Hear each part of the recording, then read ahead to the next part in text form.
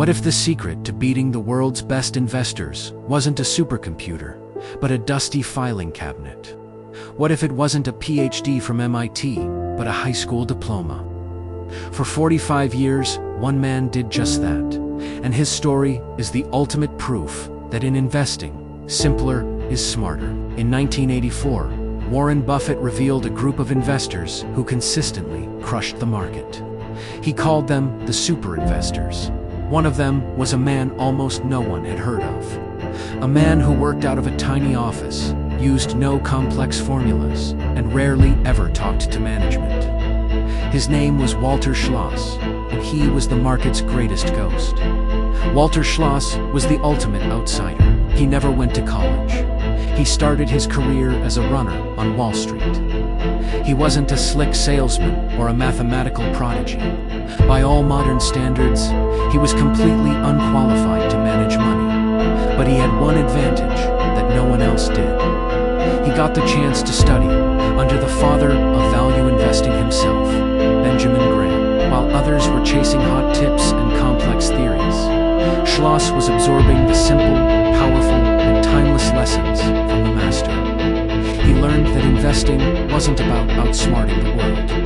It was about behaving rationally in a world that was often irrational. He was the quintessential anti-Wall Street hero, armed not with an algorithm, but with a profound understanding of value and human nature. Walter Schloss treated the stock market like a giant liquidation sale. He wasn't buying glamorous stories or exciting futures. He was looking for perfectly good merchandise that the world had tossed into the bargain bin. His entire philosophy, learned from Graham, could be boiled down to a few brutally effective rules. First, price is all that matters. Schloss was obsessed with buying stocks for less than they were fundamentally worth, often for less than their book value. He wanted to buy $1 for 50 cents. It's that simple. He figured if he did that enough times, he couldn't possibly lose in the long run. He only trusted the cold, hard numbers in a company's financial reports. Second, radical diversification. While many investors make a few big, concentrated bets, Schloss did the opposite. He often owned over 100 different stocks at a time. He famously called this cigar but investing, a term he also borrowed from Graham. He was looking for discarded cigar butts on the street, with one free puff left in them. One puff might not be much, but if you find hundreds of them, you get a lot of free smokes. This strategy protected him from any single catastrophic failure. Third, no talking, no tech. Schloss almost never spoke to company management. He believed that CEOs were salesmen who would always try to paint a rosy picture. He used publicly available data from services like Moody's manuals as his only tool. He didn't need inside information because the numbers told him everything he needed to know. But his true superpower wasn't a rule at all.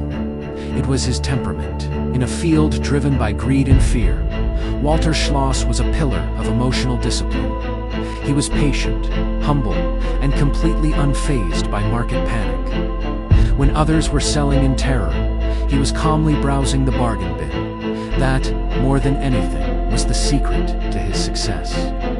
So, did this ridiculously simple strategy actually work? For 45 years, from 1956 to 2000, Walter Schloss delivered a compound annual return of 15.3% after fees.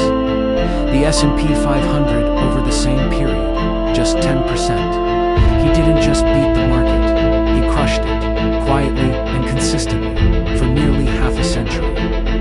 The ultimate validation came from the world's greatest investor in his famous essay, The Superinvestors of Graham and Donsville. Warren Buffett held up Schloss as irrefutable proof that value investing worked. He was living evidence that you did need to be part of the Wall Street machine to win the game.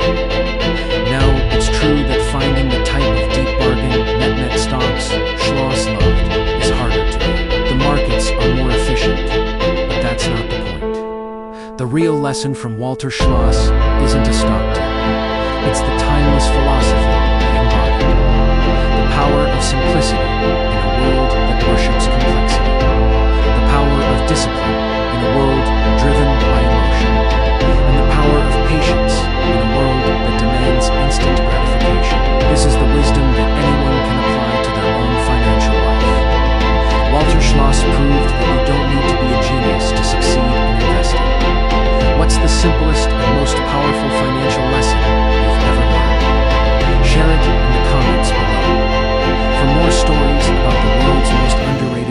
financial minds.